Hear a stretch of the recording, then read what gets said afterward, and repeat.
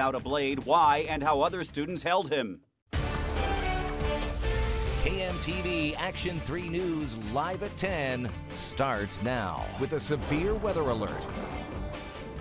We have team coverage tonight on severe weather sweeping through Nebraska. Reporter Kelly Bartnick is in Gretna with a live report on the stormy elements rolling in. First, here's meteorologist Jim Flowers with what to expect in the Omaha area.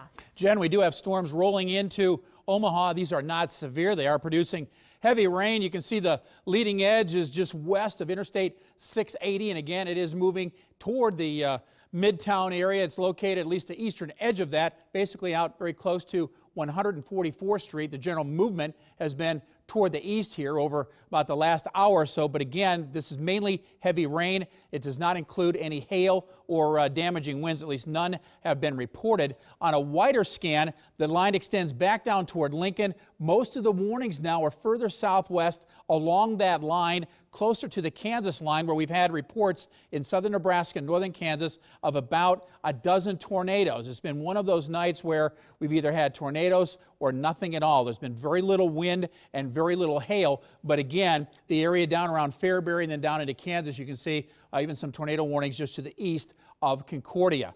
Tornado watch remains in effect until 2 a.m. It is south of the Omaha Metro, still includes Lincoln over into Cass County here in Nebraska, all the way down toward Falls City and Beatrice. The one thing these storms have been producing is very heavy rain. South of Columbus, 1 to 2 inches. Some flash flooding is likely to the southwest of Lincoln, where there have been some aerial flood advisories. Again, it's mainly a heavy rain event here. The best bet for severe weather would likely occur well off to the south.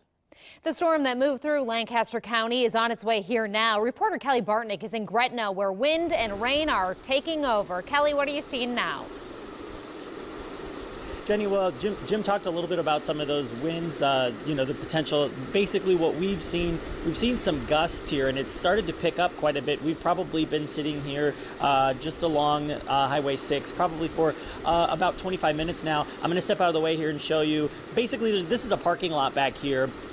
It's really starting to pool as the rain starts to come down harder and harder. Now with that, as I mentioned, quite a bit of wind in gusts, not something that's sustained, but definitely gusting. And I can tell you that this rain is falling pretty substantially as well, and it's also picking up as far as just how heavy and the frequency here of what the raindrops are that are falling here. But overall, not seeing any hail, as Jim mentioned. We do see just a little bit of lightning dancing across the sky now and again, but for right now, just some heavy rain. Still, something to watch out for. For right now, we will send it live back to you from Gretna. Kelly Bartnick, KMTV Action 3 News.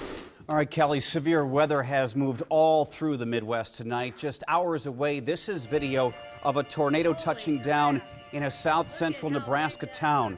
Folks in Roseland, population 235, are dealing with destruction tonight. Todd Gatula with the University of Nebraska Kearney posted these pictures online. Look at this. You can see large equipment demolished, debris on the ground. This appears to be a semi on its side on railroad tracks. For the latest weather conditions, stay with us on air and online at KMTV.com. Right now, La Vista police are trying to find the mother of a 14-month-old boy pulled from a dumpster at an apartment complex tonight.